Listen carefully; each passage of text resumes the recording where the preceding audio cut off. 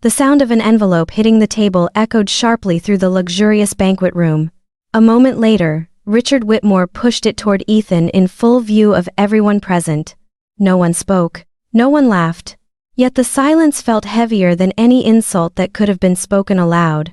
The celebration marking the anniversary of the Whitmore Corporation was being held at one of the most luxurious hotels in downtown Chicago. Crystal wine glasses reflected the warm golden lights overhead. Guests dressed in expensive formal attire chatted about investments, commercial real estate, and multi-million-dollar deals. Amid all of it, Ethan Walker was the one person who seemed out of place.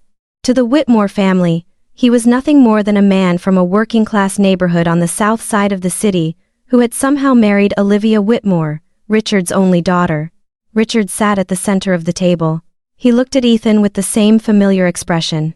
Cold, judgmental, filled with contempt. Finally, he spoke. "If you have any self-respect, you should take the money in that envelope and disappear from my daughter's life." The room seemed to freeze. Olivia turned pale.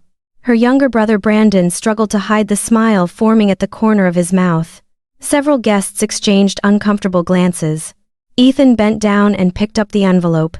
His expression remained calm. No anger. No protest. That composure surprised people even more than the insult itself. Because no one in that room knew that for years, Ethan had quietly managed financial risks that could have cost the Whitmore Corporation tens of millions of dollars. No one knew that many of the reports Richard proudly presented to the board contained solutions that had originally come from Ethan. And no one knew how exhausted Ethan had become from constantly protecting people who had never shown him even the smallest amount of respect. He slipped the envelope into his jacket pocket, then calmly lifted the glass of water in front of him. "Here's to a wonderful evening." His voice was so gentle that it made Richard frown. He had expected anger, an argument, at the very least, some sign of hurt. But Ethan gave him none of it. That night, as the lights of Chicago shimmered across the skyline, Ethan stood alone by the window of his apartment. Beside him, Olivia kept apologizing for her father.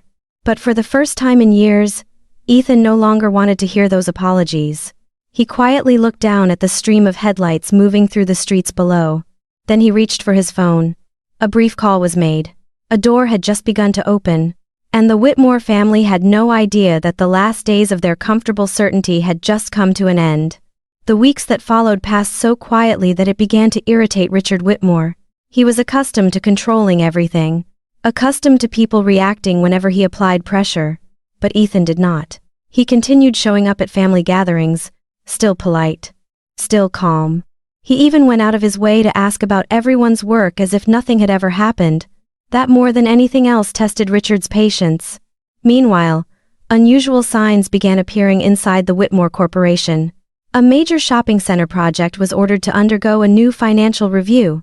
A bank temporarily delayed approval of a large loan while conducting a risk assessment. Two strategic partners unexpectedly requested a fresh evaluation of investment reports before moving forward with future agreements. At first, Richard dismissed these developments as minor setbacks. But then more reviews followed. More questions were raised. Reports that had once been approved without hesitation were now being examined line by line. During an internal meeting, Brandon repeatedly lost his temper. He blamed his employees. He blamed market conditions. He blamed economic changes. Yet the truth that no one wanted to face was slowly emerging. Several unprofitable investments had been concealed for years through carefully adjusted reports. And the person who knew that better than anyone was Richard himself. Time after time, he had chosen to protect his son instead of confronting reality. Late one evening, Olivia found Ethan sitting alone in his office. The glow of a computer screen illuminated his calm expression. She studied him for a long moment before quietly asking, "Are you behind all of this?" Ethan looked up. The hurt that had once filled his eyes was gone. Only exhaustion remained. He shook his head. "No, I'm not doing anything." Olivia remained silent. Then Ethan continued, "I simply stopped fixing mistakes that other people created." The room fell quiet. For the first time, Olivia began to understand that what was happening was not an act of revenge. It was the cost of a family that had spent too many years living on privilege while forgetting responsibility. Somewhere in the city, The first gears of a much larger collapse had already begun to turn. The day of the board meeting arrived far sooner than Richard Whitmore had expected. The atmosphere inside the conference room was nothing like the one he had grown accustomed to.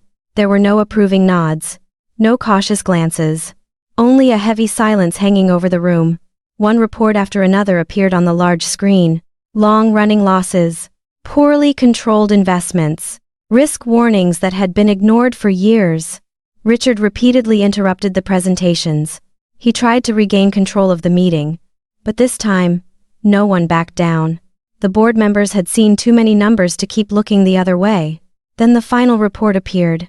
Evidence showed that Brandon had concealed substantial losses for a long period of time. The room fell silent. Brandon's face turned pale. Richard sat motionless. For the first time in years, he could not find an excuse. One board member slowly rose from his chair. Then he turned toward Ethan, who was the first person to request a complete review of the company's risk management system. Every eye in the room immediately shifted toward Ethan. Olivia sat frozen. Richard stared at the son-in-law he had spent years looking down on. Ethan calmly stood up. Me. A single word. Yet it was enough to silence the entire room. Richard clenched his fists. He looked at Ethan with a mixture of anger and bitterness. You did all of this because of that envelope? Ethan remained silent for a few seconds. Then he answered in a steady voice. No. I did this because you always believed you had the right to humiliate people without facing consequences. No one said another word. A few weeks later, Richard officially stepped down from his leadership position. Brandon also lost control of several key projects. The Whitmore Corporation survived, but it was restructured under much stricter oversight. A month later, Olivia moved out. Not because she hated Ethan, but because, for the first time in her life, she wanted to discover who she was without living under the shadow of her family.